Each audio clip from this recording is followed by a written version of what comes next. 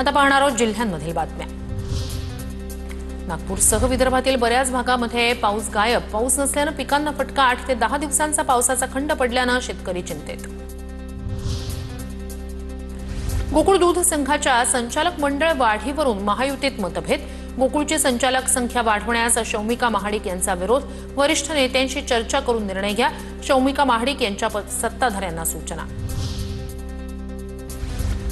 दुकानासमोर फटाके लावू नका याचा राग आल्यानंच चौघांकडून महिलेला जबर मारहाण। पूनम कुलकर्णी असं मारहाण झालेल्या महिलेचं नाव। इचलकरंजीच्या गावभाग परिसरातील घटना। गावभाग पोलीस ठाण्यात गुन्हा दाखल। नंदुरबार जिल्ह्यातील शेतकऱ्यांची पंतप्रधान पीक विमा योजनेकडे पाठ। जिल्ह्यात 70% पेरण्या पूर्ण, मात्र 60% शेतकऱ्यांनी अजूनही योजनेचा लाभ न घेतल्याची माहिती। सोलापूरच्या माढ्यात पाण्याच्या हौदात पडून चिमुकल्याचा मृत्यू। मंगणात खेळताना 2 वर्षीय चिमुकला पाण्याच्या हौदात पडला। परिसरात हळहळ व्यक्त। अकोल्यात 3,50,000चं एमडी ड्रग्ज जप्त। ड्रग्ज प्रकरणात खदान पोलिसांकडून दोघांना अटक। तिसरा आरोपी अद्याप फरार। गौरक्षण रस्त्यावरील परिसरात कारवाई। बीडच्या माजलगावमध्ये मध्यरात्री दमदार पाऊस। हिबरा नदी दुथडी भरून वाहू लागली। दमदार पावसामुळे शेतकऱ्यांना दिलासा।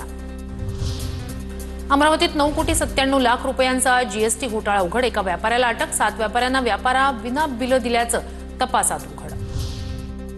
गोंदियात पीएम किसान योजनेच्या अनुदानापासून शेतकरी वंचित। 2 लाख लाभार्थ्यांपैकी अजूनही 40,433 शेतकरी फार्मर आयडी विना। आयडीसाठी शेतकऱ्यांना नोंदणी करण्याचं आवाहन।